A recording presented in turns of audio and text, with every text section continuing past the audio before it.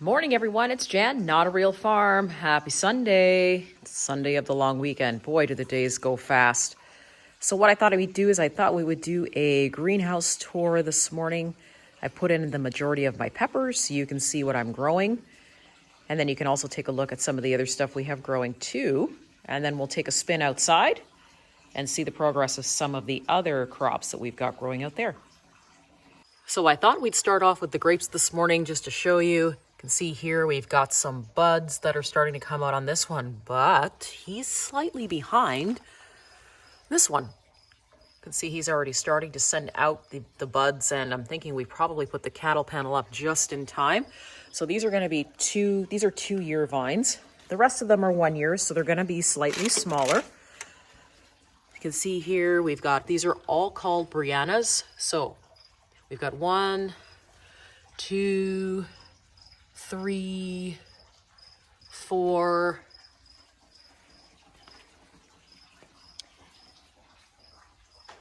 5, 6. And then I've spaced it out a little bit here because I put purple tomatillos there, so I've moved it right into the middle. And there's one here. And I put in between the tomatoes. And keep in mind that I'm going to be controlling the amount of foliage that comes out of these so that they don't interfere with the other things. And here is the very last one. So all in all, we've got about 11 grapevines. So basically from here all the way down to the end, this is going to be my grapevine patch. And if I can, I'm going to make sure that I can grow something in between. So in between that, like I said, we had the purple tomatillos. So you can see we've already got a flower.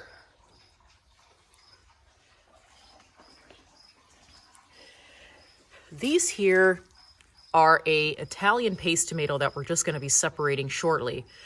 And these particular paste tomatoes that I have are actually from Italy, and they have a very low percentage of water. And what happens is if you actually pick these ones, if you leave them actually on the vine, they can hang in your kitchen for up to 6 months.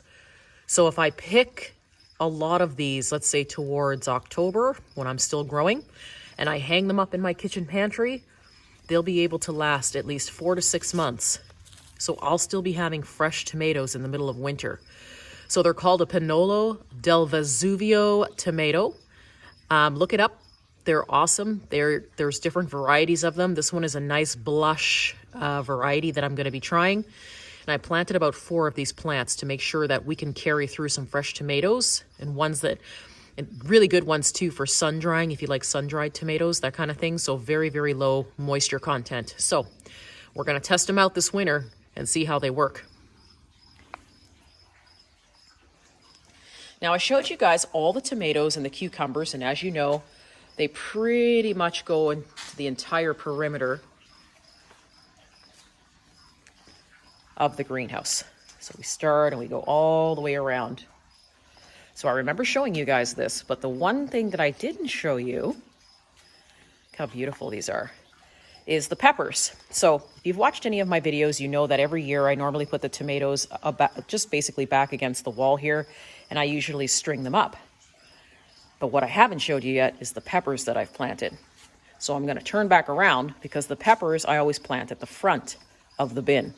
The peppers will always be placed at the front of the bin while the tomatoes sit at the back. So I'm going to turn this around so you can see. Check out the cucumbers, are just going crazy now. Perfect. So we're going to take a swing back around. I'm going to try to slow the camera down a little bit because I know sometimes it can feel like it's going a little bit too fast.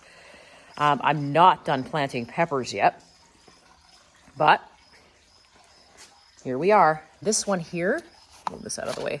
These are fish peppers. Fish peppers are very hot peppers, multicolored peppers, kind of cool. This one is a sweet pepper. So we've got an elephant ear pepper. And poblanos grow very tall and skinny, but have really great fruit. So this is all saved seed from last year for me. Yep, I've planted them really close. But this year it's all about getting as much food as possible. I've got enough seed that I've already separated and put the distances in between it. But right now, these are the ones that I'm going to be putting together because we need to squish as much food in here as possible. It's all about eating this year. This is a puma pepper, hot, very hot pepper. Elephant ear peppers. These are massive peppers. If you look up the elephant ear, they're a sweet bell pepper. More poblanos. Okay, and here are my red sweet bell peppers. So if you remember, I think I showed you a picture on one of my videos about how big those got. And they were bigger than my hand. So these peppers get quite big and they're very sweet. You could even stuff them. It's my hot wax peppers, so they're coming up and they're doing good. I have a yellow picnic pepper. So a yellow picnic pepper is basically just going to be a miniature pepper that you can snack on. Guys, a rainforest chili. So once again, that's going to be another hot pepper. And here I stuck some eggplant. So this is a Japanese eggplant. It's called the Matoyo eggplant. More rounded than oblong, but a very nice size eggplant and really tasty. These peppers here are called pumpkin spice jalapenos. I think I have a few actually back the other way. This is a black bell pepper that I've saved. So it's going to be sweet. And then we have mini bell peppers. So this is going to be a combination of red, orange, and yellow, and sometimes chocolate mini peppers to snack on. Then we have the Tabasco pepper. Anybody into Tabasco sauce? Grinding your own hot sauce. Orange bell peppers. These are our regular green jalapenos. So we're going to have a hot jalapeno.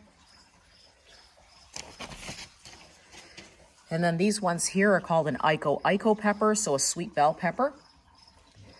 And my famous Macedonian hot peppers. Those are up on the store. If anybody likes heat, that is going to be definitely a hot one. And then finally, these ones are a sweet pepper. They're called a Crayola, which is very funny. Criolla, but a red bell sweet pepper. So really, really nice.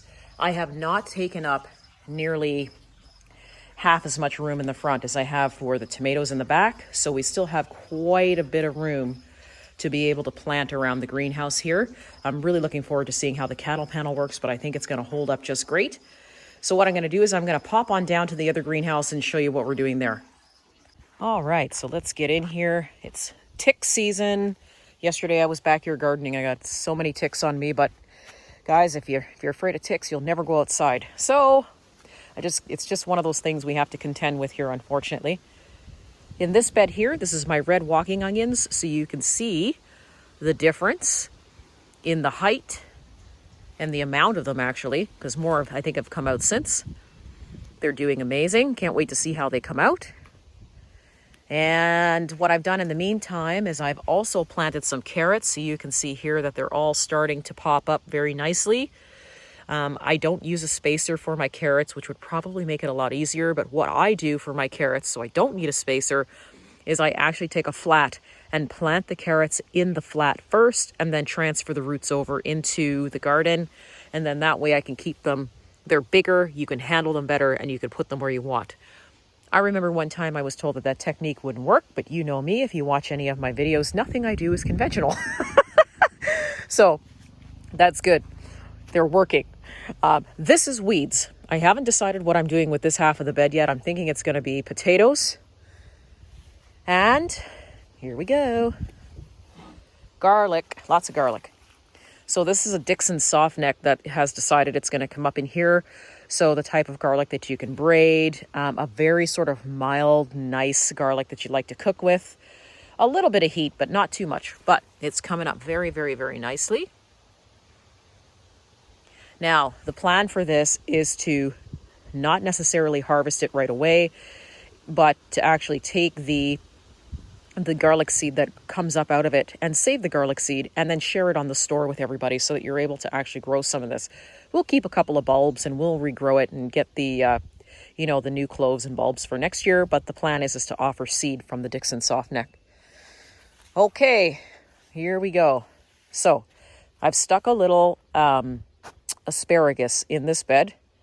I needed to find where I could put the last of my asparagus because I'm not wasting anything this year. So that was the whole idea, was just to make sure that we had separate, or at least some sort of dedicated bed to asparagus. And I'll show you that once we get to the other bed. You're going to probably ask me, how in the world am I going to eat all this asparagus? But anyway, here is the rhubarb. So definitely the size is way bigger than from the last video. Rhubarb grows like a weed. You can see here that it's starting to, it's cool in the morning, and rhubarb likes the cool. And one of the things that I've noticed with rhubarb when it's cool is it will grow you that nice red rhubarb color on your leaves. I have some people that asked me actually last year is it a certain brand or anything that I use for heirlooms to grow this, and it's not. It's just an heirloom, a regular heirloom rhubarb, but there's nothing special about it. It's just that when it's cool, it will give you that nice red that we like for our jams and things like that. So this one, I believe, is like that too. Yeah, see the nice red in there? It's because the weather is cooler. Sometimes you'll see it more green if it's hotter. It's just a weather thing. More asparagus.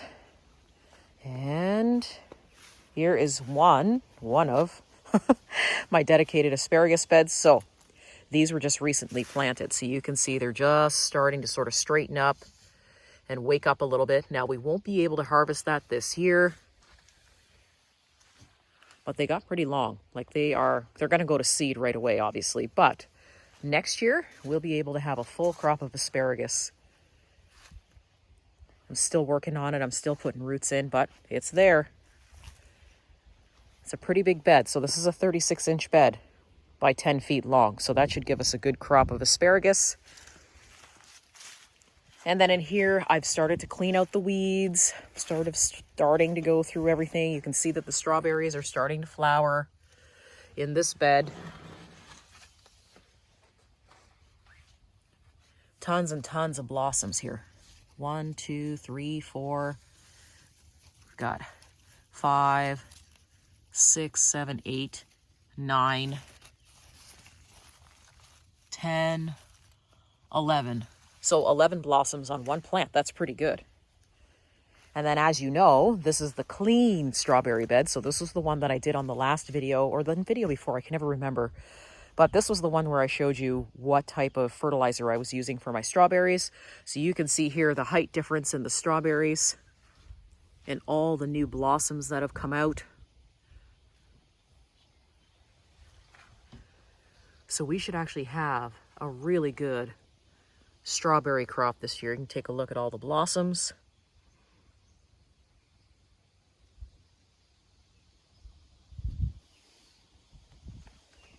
The birds are out this morning. It feels like fall weather this morning, but that's good. It's good for planting. You can see here lots and lots of blossoms. So the back 40, guys, is starting to get clean. It's just taken me a while to get there. And then I'll take you back to see another quick garlic patch that I have. But guys, you can use the same garden beds that I use. The garden beds that I use, you can find them on raisedgardenbeds.ca. I get a lot of questions about where the garden beds come from. So the website is called raisedgardenbeds.ca. I've got to get back here and get rid of this grass. And this is a great northern white garlic. So let me just back up and see if I can show you the height. So it's called northern garlic, northern white garlic, sometimes you'll hear it called. And essentially what this will do is, these were full-size bulbs that I put in. So we can harvest some and keep some, and we can also save some of the seed. So I just put it in a little tiny corner bed that I had left over, and it's doing great. I love garlic because basically after the spring, it's very, very, very low maintenance. So let's take a look at the front garden. Okay, let's get in here. This is the front bed. All right, our front bed of strawberries. Lots and lots and lots of blossoms. Oh my goodness, look at the blossoms in this one. Holy smokes. Strawberry plants, besides a few little weeds, are really, really healthy this year. And guys, pretty much all it's been doing is we've been getting rain and then heat, and then more rain and then heat, and then cool mornings. And it is doing wonders for my plants. I'm not doing anything special to my plants this year. Last year I did the same thing. I just used the rain and the heat. No gadgets, no nothing. And the plants are growing amazing. And let's take a look at the asparagus bed. So this is the other dedicated asparagus bed. So you can see here the asparagus has actually gone to seed. Look how tall they got since the last video. Pay no mind to the weeds. The asparagus, look at that. So I wanted them to go to seed. They're doing exactly what I wanted them to do. Because you do not pick, when you plant asparagus roots, you do not pick the asparagus roots the very first year. You got to let them rest. Even though this is so tempting, I just want to break this off and eat this guy. But we're going to let him go to seed.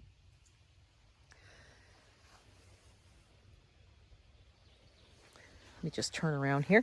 So you can see we've got the one two, maybe even three. Let's say 2.5 dedicated beds of asparagus. We need that.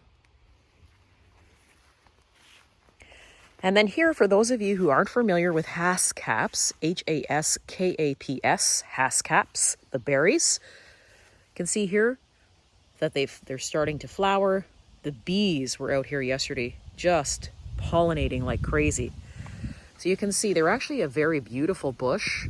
They don't necessarily get too big, they don't get crazy, and they don't send out runners, but they will give you a source of fruit. So you will have a blue berry that comes off of these bushes, and they taste like plums, a combination of like plums, raspberries, and blackberries. It's a really odd taste because I can't really, and it tastes really good. I just can't really pin down exactly what they would taste like. I guess a blueberry, plum, blackberry.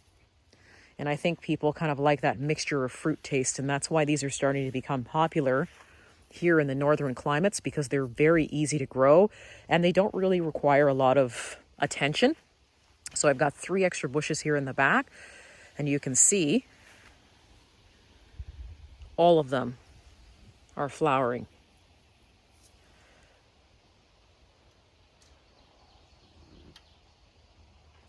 They have very shallow roots, so they do not need fertilization. If you fertilize them, sometimes what will happen is you'll give them too much nutrients that they don't need, and what will happen is the fruit won't set. So they don't need a whole bunch of requirements, and that's why they do so great in poor soil. So if you're looking for a great fruit crop to try, that's very easy to grow and low maintenance, especially if you're just starting out and you're trying to figure out if you have a green thumb or not, and you want fruit, Haskaps are amazing. Give them a try. And below that, of course, these Haskaps are, I think I said this in the last video, but in the fall, we're going to relocate these Haskaps to the front yard with the rest of them.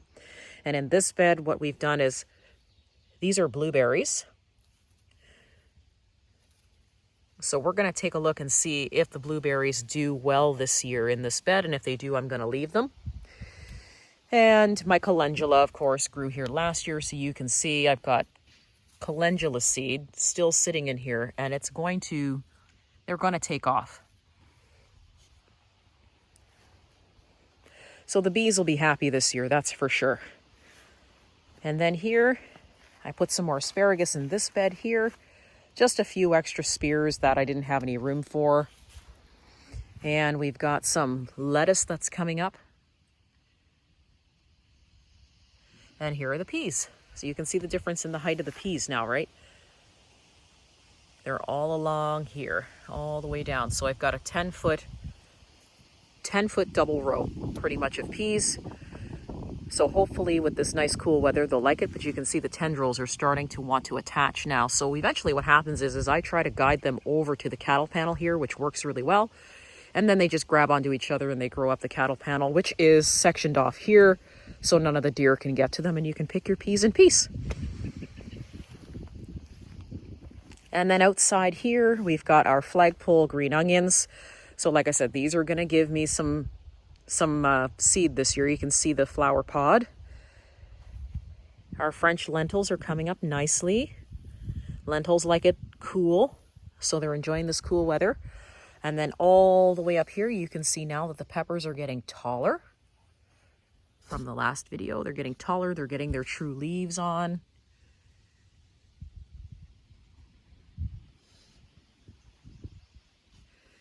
It's cool in the mornings, but it's not to the point where the peppers can't tolerate it. So we've got a lot of these peppers here that have decided to grow, so we're going to weed them a little bit. And then over here, these guys are my Cherokee Trail of Tears. So what they're going to do is, what the Cherokees will trail, right? So what'll happen is they will grow all the way up the cattle panel and sometimes straight across. I've had them grow almost straight across 4 feet. So if you are growing Cherokees, they do trail, hence the name. Really great history to those ones as well. If you have a chance, take a look at the history on the Cherokee Trail of Tears bean. These are just regular provider beans that I put here. I really like to just harvest some green beans to have with dinner every now and again. So we put, I think, 40 plants of green beans in. So beans, as you know, just grow like a weed. You don't have to worry about them. They just do their own thing. And then I'm going to give the broccoli a chance to grow, but it's already getting the flea beetle damage. So unless I'm going to put something over them to protect them, they're just going to get eaten alive by the flea beetles. And that is a problem with all the things like cabbage and broccolis and things like that. Brussels sprouts is a big one, is the flea beetles just destroy them. Okay, so this is my dragon tongues bean. So I'm only growing a couple of dragon's tongue. They're just beautiful to look at. They're tasty, but we do grow and keep the seed. I like to look at them. The pods are really interesting, some of the colors on the pods. So we just grow a few here and there.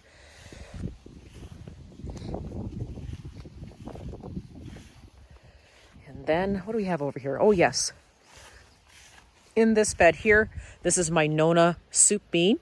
So the Nona blue soup bean is very, very blue, and they also like it cold as well. So you'll find that if you have a Nona blue soup bean, what'll happen is they will be a very shiny sort of sapphire color, and the colder it is, the cooler the color gets. So they're a very unique bean. They're from Italy. So we save the seed from those. And guys, check it out. Potatoes. Can you tell I'm happy about the potatoes? The potatoes are coming up. So we've got a 10-foot bed of potatoes, 10 feet by 4 feet. That is going to give us a ton of potatoes. I'm going to plant another half a bed in the back. And then what we're going to do is we're going to can those, have some of the new potatoes with breakfast.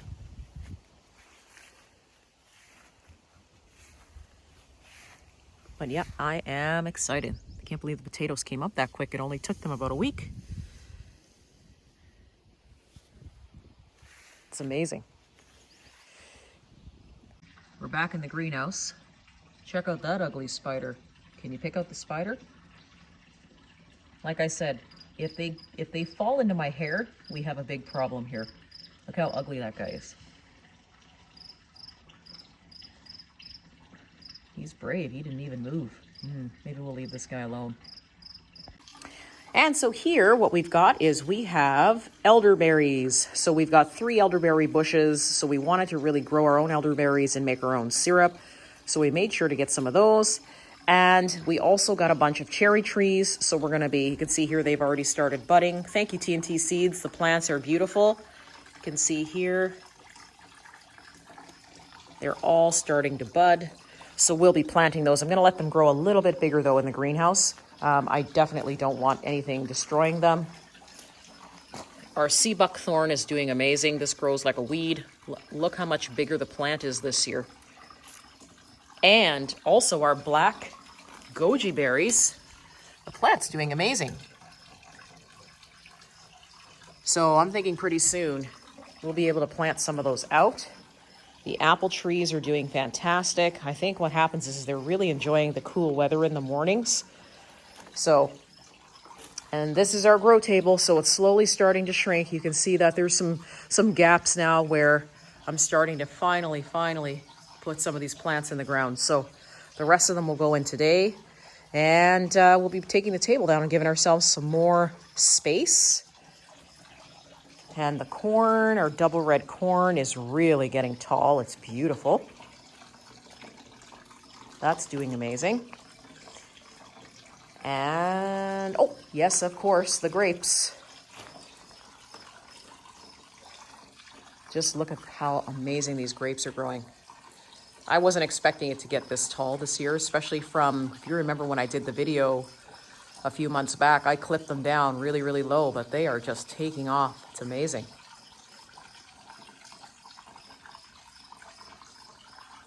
So that's it for me today, guys. Just another really quick tour of what's happening here inside the greenhouse. If the temperatures stay like this, it'll be beautiful to plant, because once it gets to be just too hot, it's so uncomfortable to try and be out there digging and stuff like that. So just wanted to share my Sunday morning with you and what we're doing here at Not a Real Farm, and hope you guys are having a beautiful, wonderful day. See you soon.